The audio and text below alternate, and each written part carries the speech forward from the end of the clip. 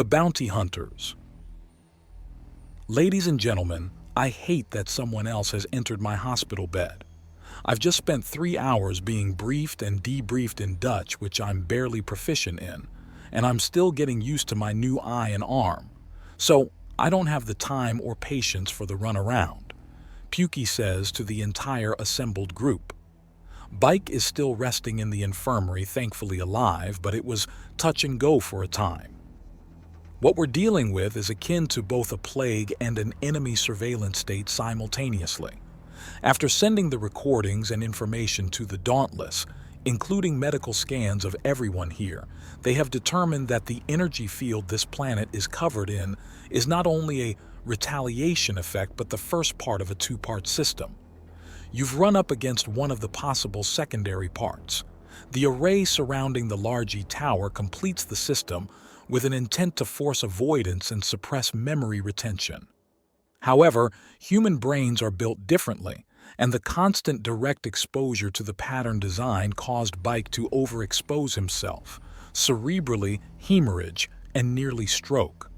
All future movements in the presence of such portions of the enemy array will be done with axiom-based senses completely suppressed for the sake of the field agents in question. Any questions? Why do you hate speaking in Dutch? Jade asks, and Pukey visibly holds back his impulse to snarl. He's clearly in a very bad mood but is unwilling to snap at her. Because while ik spreek Nederlands, my grasp of the language is best described as poor. So when I speak Dutch, I both sound and feel like an idiot. I don't like feeling like an idiot, Pukey answers.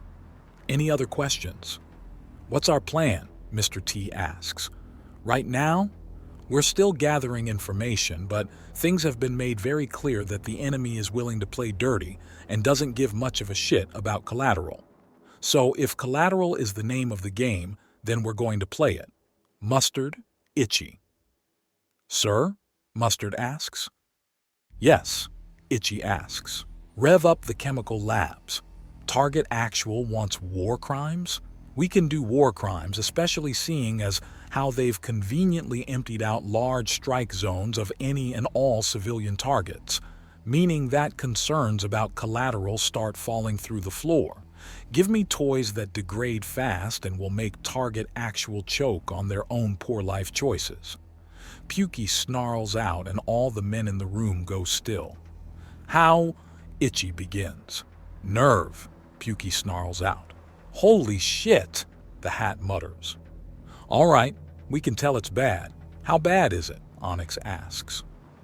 We're breaking the standard rules of war to do this, going into a total war footing in which things like collateral and cost become secondary concerns if not tertiary, Pukey says.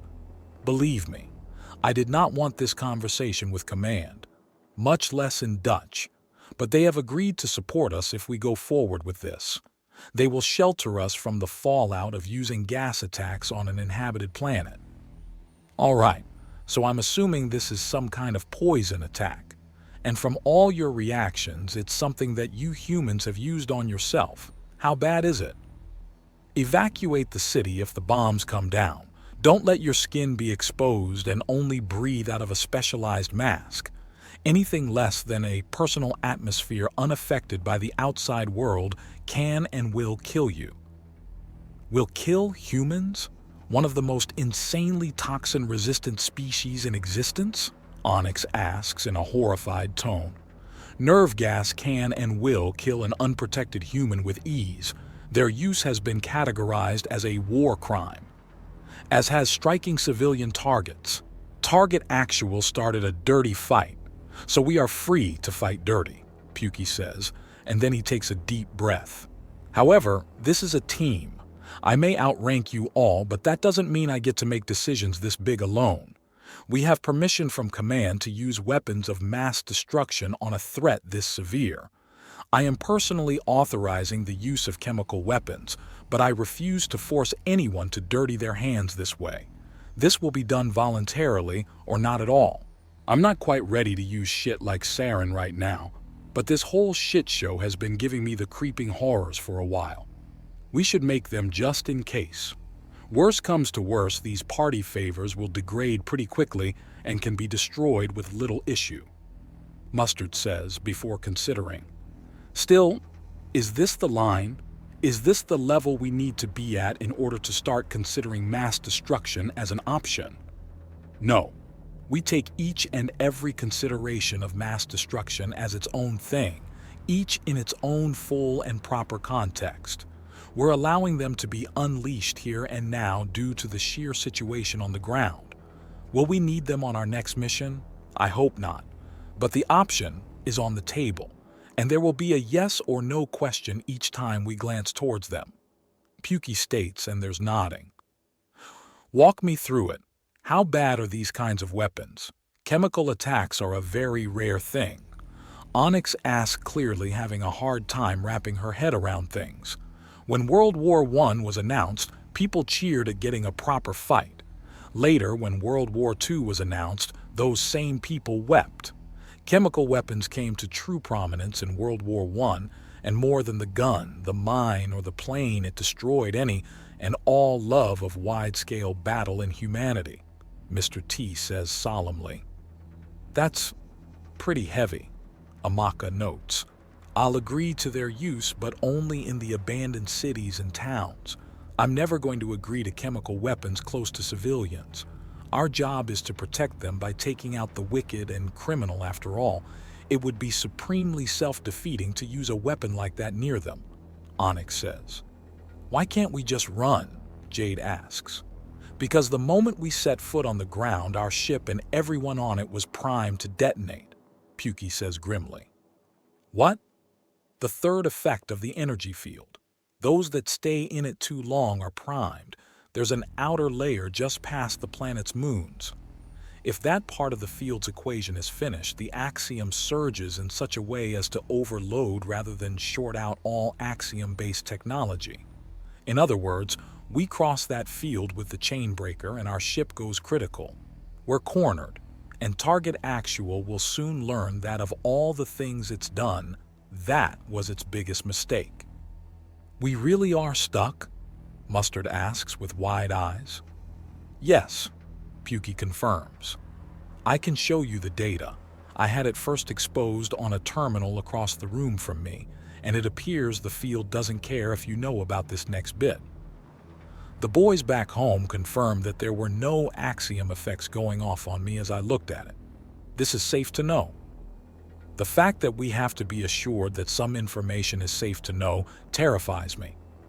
Tang speaks up for the first time in the meeting as the holographic projectors in the table suddenly start displaying the patterns and translated readouts. On the plus side, even if we don't kill the field by killing the source, then there are known methods for shattering fields like this. These kind of defenses have been used in planetary sieges often enough that there are numerous known counters. And it hasn't already been dealt with. Why? Snaky asks. Then he sort of shrinks back into his sweater after realizing he got the whole room's attention with that bit of muttered snark. Child, they've tried.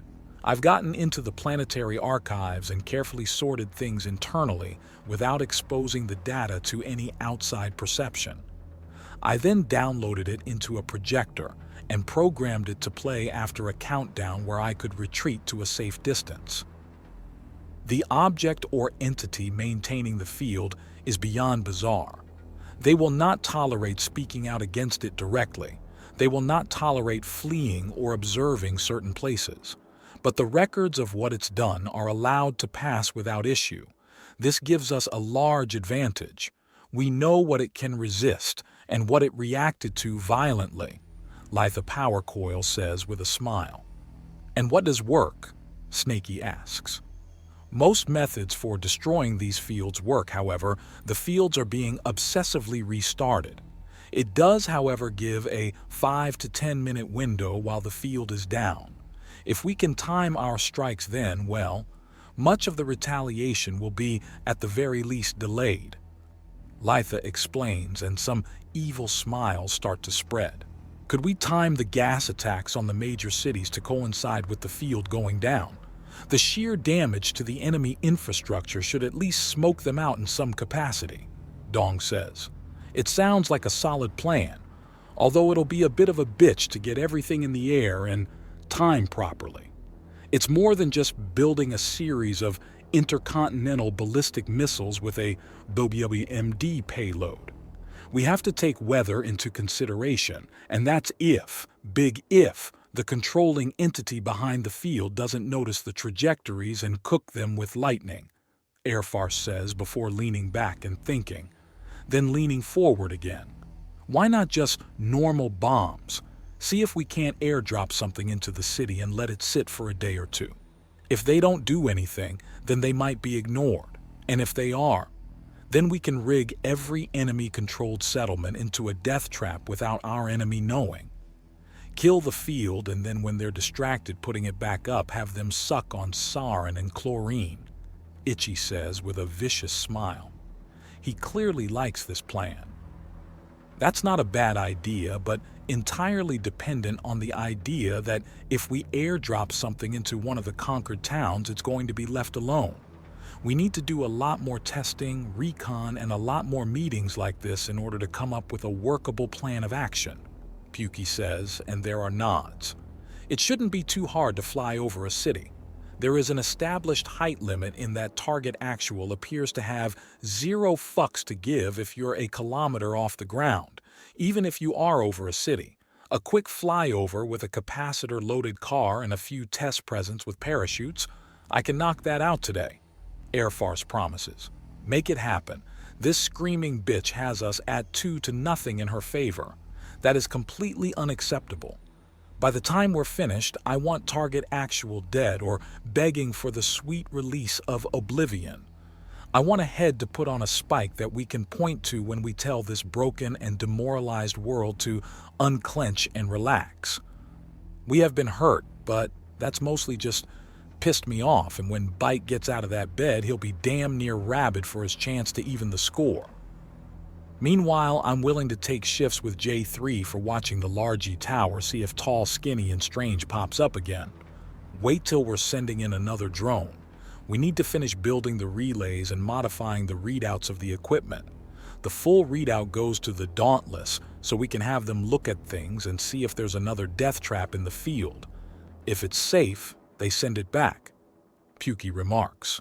I may have an answer for that. A low polygon readout or even a wireframe interpretation would allow easy maneuvering without exposing Slytherin to any danger. That sounds like a plan. The sooner the better, please, and thank you, Pukey says before scanning the gathered forces. He focuses on a few.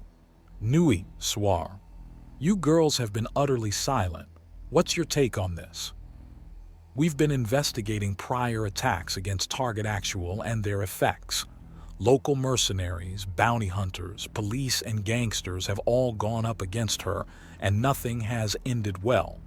Most without a trace, but the traces we do have print a fairly grim picture.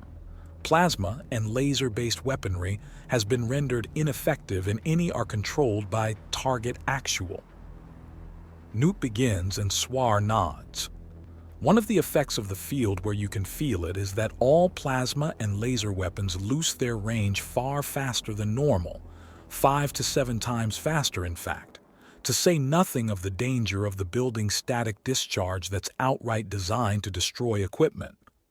Swar clarifies. She then turns her head as Andrea coughs into her hand. Also, Roth and I have been poking around the old bases of the people that went against Target Actual. Most have the field you can feel, so we had to stay the hell out. But the couple that didn't had a lot of equipment and used vehicles. Even if no one pays us for this job, we've secured a pretty big payday by just looting the bases of those that failed, Andrea says, before sliding a tablet across the table. There's a map and a list of everything we've found. Very nice. If you two want to start looting, I'll be giving my full approval, Pukey says with a smile before looking over the whole table. The looks of frustration and defeat are gone. They've been bloodied but are far from beaten. Good. Now, are there any concerns or questions before I call this meeting to a close? How's the new eye and arm working out? The red glowing glare is fun and all, but is it just a color swap? And what about the arm? The hat asks, and Pukey smiles. My lovely little lady does good work, he says, tapping the eyeball with the gloved finger of his robotic arm. This one is the same specs as my old model, but with a slightly scarier color. As for the arm, he rolls up his sleeve to reveal that his synthetic arm is no longer mostly holographic, but instead a very heavily reinforced thing of multiple metals working together. Not as flexible as my hollow arm, but it has enough force to it that I need to put on limiters or I start casually crushing things. Also, with them off, I can punch like a runaway train. If I want to be felt by someone in power armor, I can be felt by someone in power armor. Nice, Mustard says before thinking. What about the sword? Is it gone? Burnt out. So it's going into and staying in the trophy case. I'll get a new one. Make it red to match your lovely eye, Mr. T says, and there are a few chuckles. For the last time, I am not Darth Vader. This ship is not a Star Destroyer, and we are not the Empire. Pukey reprimands them while struggling to keep a straight face, and the room is filled with poorly concealed snorts and laughs. Anything else? Do we still have cookies? Tang asks. Oh, for fuck's sake! Pukey can't stop himself from laughing. Meeting over, you cretins. You know what to do. Yes, Lord Vader. Ah, shut up.